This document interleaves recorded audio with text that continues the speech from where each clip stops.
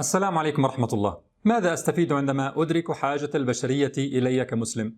وعندما أدرك ماذا خسر العالم بانحدار المسلمين، وأن المسلمين هم الملاذ الأخير؟ كيف سينعكس هذا على نفسيتي وعلى حياتي وسلوكي؟ هذا موضوع حلقتنا اليوم، وسيكون فيها بعض القصص من تجارب شخصية ومن بعض الأصدقاء، وهي ليست للدعاة فقط ولا لمن يخالط غير المسلمين فقط، بل هي حلقة ضرورية لنا جميعا. الإحساس بالمسؤولية يا كرام تجاه البشرية تكليف ليس بالسهل، إلا أنه أيضا نعمة عظيمة، وأنا عن نفسي نفعني الله به جدا. هذا الإحساس تعلم به أن الأمم المتفوقة علينا ليسوا أسيادا، بل بحاجة إلينا. يرفع اهتماماتك ويجعل لحياتك معنى عظيما، فتنظر لنفسك بتقدير. هذا الإحساس بالمسؤولية يعينك على الاجتهاد في العلوم الطبيعية والتخصصية، وترى في ذلك بركة من الله عظيمة، ويمنعك من التأثر بالشهوات المحرمة الواردة عليك من هذه الشعوب غير المسلمة. أولا، ليسوا أسيادا. الإحساس بالمسؤولية يحدد طبيعة العلاقة بينك وبين الشعوب من غير المسلمين، فلن تكون لديك عقدة نقص وشعور بالدونية تجاههم، وفي الوقت ذاته لا تنظر إليهم بكبر، بل أنت قدوة لهم.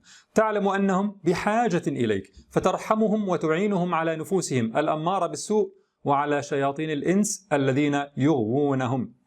هذا هو الأصل في علاقة المسلمين بالشعوب الأخرى، الرحمة، كما علمنا نبي الرحمة صلى الله عليه وسلم، فقال: الراحمون يرحمهم الرحمن، ارحموا من في الأرض يرحمكم من في السماء. لاحظوا، ارحموا من في الأرض، هكذا بعموم. وأعظم الرحمة هدايتهم وإخراجهم من الظلمات إلى النور، وقد جعل الله ذلك سببا لأن يرحمنا نحن أنفسنا: يرحمكم من في السماء. وحتى ما شرعه الله من صراع مع بعضهم فليس لإفنائهم ولا التجبر عليهم، بل لكسر شوكة من يصدون عن سبيل الله ولاستصلاح أحوال الشعوب. فالشدة مع هؤلاء الصادين عن سبيل الله هي في حقيقتها رحمة بهذه الشعوب. ولا تنسى أنك من أمة أخرجت للناس، وكأن الله يستوصينا بالناس، فهم أمانة في أعناقنا. ثانيا يا كرام، رفع الهمة. الإحساس بالمسؤولية تجاه البشرية يرفع اهتماماتك ويجعل لحياتك معنى عظيما، ويجعلك تنظر لنفسك بتقدير وتقول لها: إذا غامرت في شرف مروم فلا تقنع بما دون النجوم. وإذا كانت النفوس كبارا تعبت في مرادها الأجسام، فتعمل لترقى لمستوى أن تكون من أمة من قال الله له: وما أرسلناك إلا رحمة للعالمين. وترى لنفسك من هذه الآية نصيبا. بتصير لما تشوف معاناة البشرية تقول لنفسك: أنا المسؤول، أنا لازم أنقذ هؤلاء بما لدي من نور.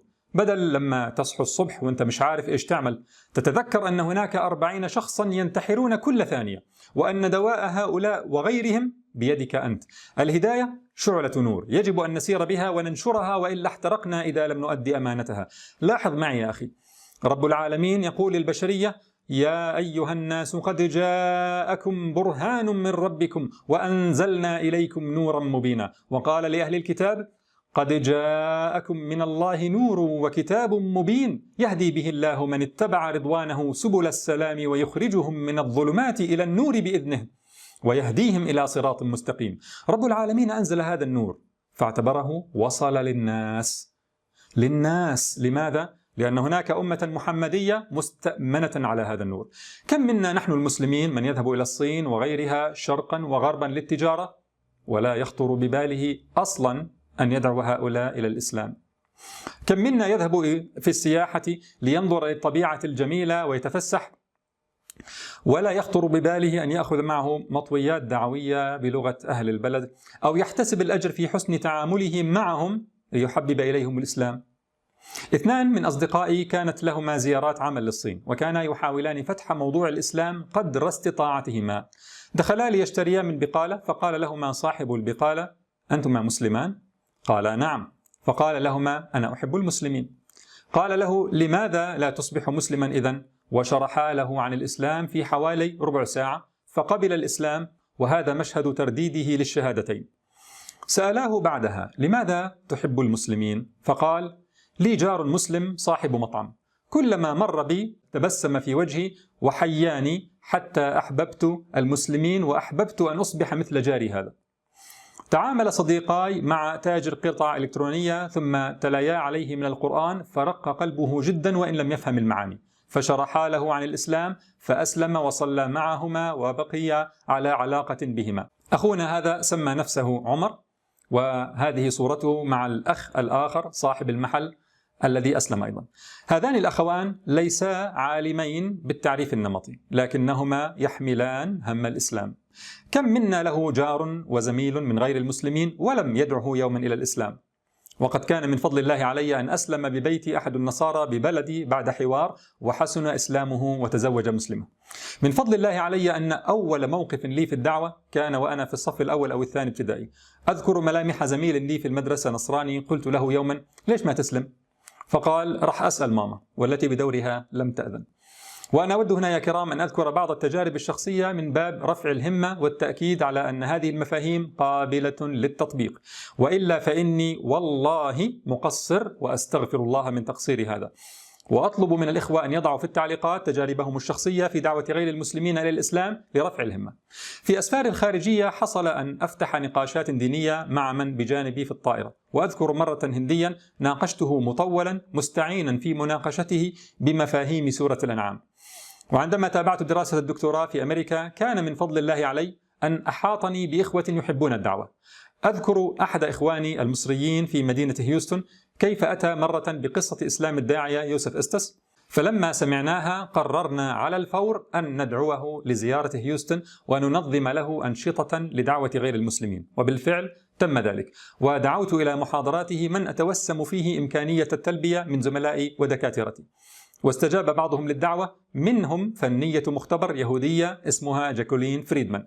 وأذكر كيف أسلمت طالبة طب أو تمريض أمريكية بعد إحدى محاضراته، واللحظات البهيجة من بكائها وحفاوة المسلمين بها ومعانقة المسلمات لها. كان من بين من درسوني دكاترة أحسنوا إلي ودعموني، فبعدما قبلت أطروحة الدكتوراه التي قدمتها مع طلب تعديلات بسيطة وما عاد بيني وبينهم مصلحة، دعوت بعضهم إلى طعام الغداء في مطعم كل على حدة، وكنت أقدم لهم بالكلام العام وأسمع منهم، ثم أقول لكل منهم: أنت يا دكتور أحسنت لي خلال دراستي، وأنا أشكرك وأحب لك الخير، فأود أن أكلمك عن الإسلام. كان أحدهم يقول لي: أنا أحترم دينك وليس عندي مشكلة مع المسلمين، خاصة وأن هذا كله كان بعد أحداث سبتمبر. فأقول له: لكني أريد أن أحدثك عن الإسلام من أجلك أنت، لخيرك أنت. صحيح أنهم كانوا يعتذرون بأنهم لا يفكرون في موضوع الدين حاليا، للأسف كان بعضهم يقول هذا، لكن على الأقل حاولت تأدية شيء مما علي تجاههم. لذا فقد يتساءل البعض: أنت تتكلم بمفاهيم الإيمان والشرك وقد عشت بين مشركين حسب هذه التعريفات؟ أقول: نعم، وما كنت أداهنهم في أديانهم، بل أدعوهم إلى ديني، ولو عادت بي الأيام لما غيرت شيئا إلا أن أنشط في دعوتهم أكثر، وأستغفر الله من تقصيري فيها. فأنا يا كرام لم أكن أتابع النقاشات معهم، خاصة وأني كنت منشغلا أكثر بدعوة المسلمين في الخطب والدروس، ومنشغلا كذلك بدراستي لعلم الأدوية والبحث العلمي، وبدراسة الشرعية التي بدأتها هناك في أمريكا. ويعني في الأردن كان هناك بعض الدراسات الأولية وقراءات في التفسير، لكن نشطت أكثر وأكثر في الدراسة الشرعية هناك. وكنت أنظم مع إخواني المسلمين فعاليات أسبوع الدعوة إلى الإسلام، إسلام أويرنس ويك، لتأدية جزء من واجبي تجاه غير المسلمين. عرفت في أمريكا إخوة يحملون هم دعوة الآخرين، منهم أخ أمريكي من أصل إفريقي يعني أفريكان أمريكان اسمه إسماعيل. لم يكن إسماعيل صاحب علم شرعي، لكنه كان طيبا صاحب ابتسامة تخترق القلوب، بتعبيرنا المحلي بيتكلم من جنابه، يتكلم بطريقة تحببك فيه رغما عنك، وأسلم على يديه كثير من الناس. عرفت الأخ إبراهيم الذي كان يفتعل أي سبب ليحدث الناس عن الإسلام. إذا وقف في طابور ورأى من أمامه يلبس تيشيرت عليه I love Jesus يعني أنا أحب المسيح، نقر صاحب التيشيرت على كتفه وقال له: أحب التيشيرت هذا لأنه مكتوب عليه أحب المسيح، وأنا أحب المسيح. أتعرف لماذا؟ لأني مسلم، والإسلام يقول عن المسيح كذا وكذا وكذا. كان إبراهيم يعمل في محل لتزيين السيارات يملكه مسلم. التقيت بصاحب المحل يوما فقال لي: جاء زبون مرة فجلس معه إبراهيم، والزبون ينتظر تزيين سيارته، ولم يمر وقت طويل حتى خرج إبراهيم يكبر ويقول: The brother took شهادة، يعني الأخ نطق الشهادتين. أعرف من أصدقائي من كانوا يذهبون أيام السبت إلى السجون ليدعوا السجناء إلى الإسلام فيما يعرف بالبريزن دعوة، يعني الدعوة في السجون، وبتنسيق مع إدارة السجن، وكان يسلم على أيديهما خلق كثير.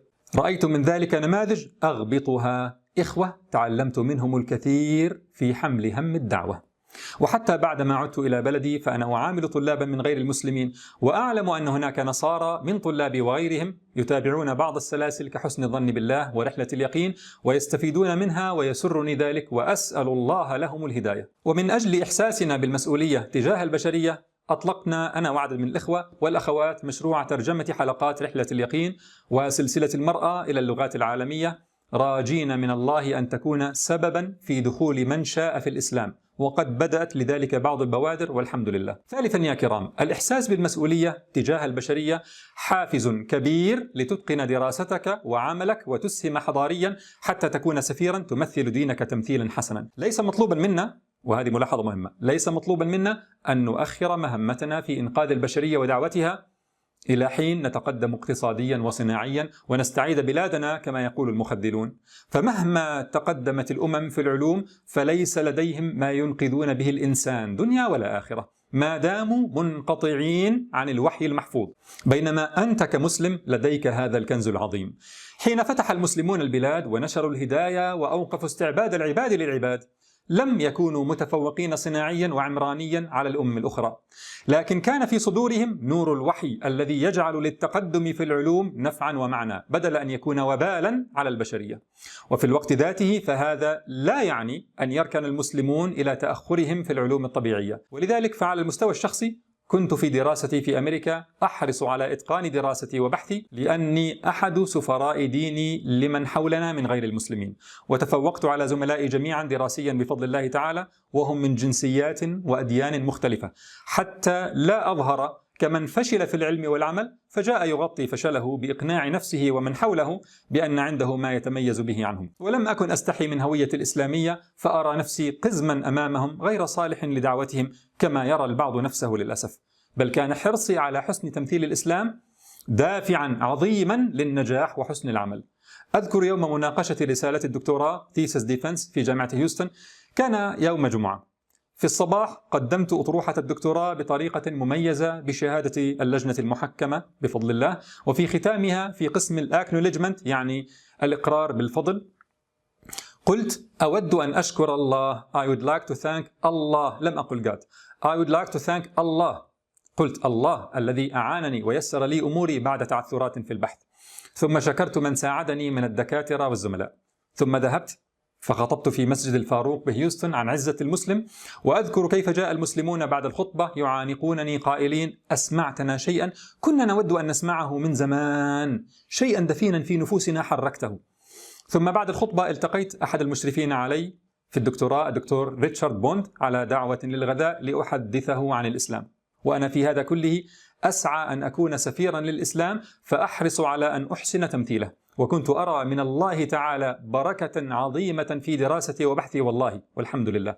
إلى اليوم يا كرام أتعامل مع الرصيد العلمي الغربي وأستفيد منه وأنقده، وصححت خطأ في بروتوكول كان يستخدمه مختبر الدكتور ريتشارد كلارك فشكرني على ذلك، وصححت أخطاء في أكثر كتب علم الأدوية تداولا فوضع اسمي كأحد مراجعي ريفيورز، وأسهم في العلم بأبحاث في مجلات عالمية، وطلب مني باحثون في سويسرلاند نموذجا استخدمته في أحد أبحاثي ليستفيدوا منه فأرسلته لهم، وتطلب مني مجلات غربية أن أحكم أبحاثا مقدمة لها فأقبل إن أمكنني. وبدأت مع إخوة وأخوات مشروع أنيميشنز وصور توضيحية لمفاهيم دوائية وحيوية لننشرها لمن شاء عالميا. وأنا أرى هذا كله عبادة أتقرب إلى الله بها وأستعين بالله عليها، عبادة لأنها تسهم في قبول الناس للإسلام ومعرفة أنه دين الفلاح. رابعا يا كرام، الإحساس بالمسؤولية يمنعك من الوقوع في الفتن ويعينك على التحلي بالأخلاق وأنت ترى نفسك سفيرا عن الإسلام. عشنا في أجواء فتن وشهوات وما كنا نقبل لأنفسنا أن نتأثر بهم ونرتع معهم فنخون الله والرسول ونخون أماناتنا، بل نتذكر أنهم مستهدفون بدعوتنا وأنه ينبغي أن نكون مؤثرين فيهم لا متأثرين. حصل أن يتقرب إلي بطريقة مريبة فأسد الباب وأرسل إلى من تفعل ذلك رسالة دعوة إلى الإسلام عبر الإيميل وأتجنب التعامل بعدها. لما يكون عندك هدف بهذا المستوى استنقاذ البشرية، ستستحي وأنت تراوح مكانك وتشكو من عدم الصبر على الصلاة أو عدم الصبر على ترك الأفلام المفسدة. يا بنت زبط حجابك، يا أخي غض بصرك. وبعدين يا أخواننا، وبعدين هناك مهمات عظيمة تنتظرك، وهذا ما قلناه في مقال متى نحلق؟ متى نتكلم فيما بعد؟ لقد خلقت لأمر لو فطنت له فاربأ بنفسك أن ترعى مع الهمل. مع أنه حتى، وهذه نقطة مهمة، حتى وإن بقيت تذنب بعدها، وحتى لو بقيت تذنبين، هذا يجب ألا يمنعك من دعوة الآخرين. لا تضم إلى ذنوبك ذنب التقصير في مهمة إنقاذ البشرية، بل تستنزل رحمات الله عليك بالدعوة إلى الله. كم من أبناء المسلمين من يذهب لدول أجنبية فتفسد أخلاقه ويكون بئس السفير عن الإسلام، حتى أن بعض أصحاب البيوت من غير المسلمين يرفض تأجير بيته لعربي، كما أخبرني الإخوة في بعض تلك الدول للأسف. كم من مسلم استحل لنفسه أن يغش غيره من المسلمين ممن يعاملهم فيصدهم عن سبيل الله بدل دعوتهم إلى الله.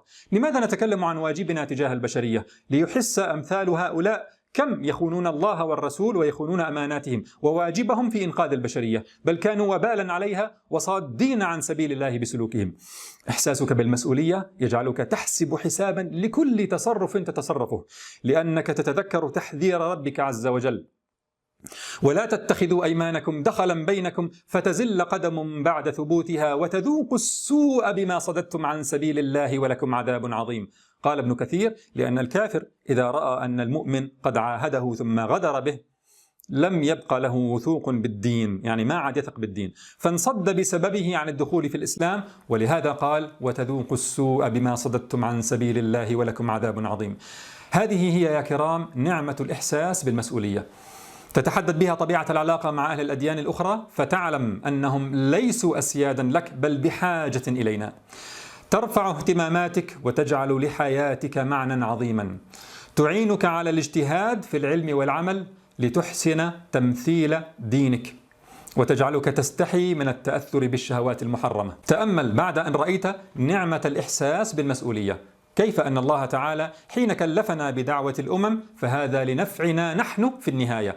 تأمل قول الله تعالى: من اهتدى فإنما يهتدي لنفسه ومن ضل فإنما يضل عليها ولا تزر وازرة وزر أخرى وما كنا معذبين حتى نبعث رسولا. فاعمل ولا يصبك الإحباط بواقع أمتك وإساءة من يسيئون منها، ولا تزر وازرة وزر أخرى. قد تتساءل: طيب أين في كلامك هذا نصوص الجهاد والشدة والغلظة على الكفار؟ ألن نستحي إذا واجهنا غير المسلمين بها؟ سأجيبك في الحلقة القادمة بإذن الله. والسلام عليكم ورحمة الله.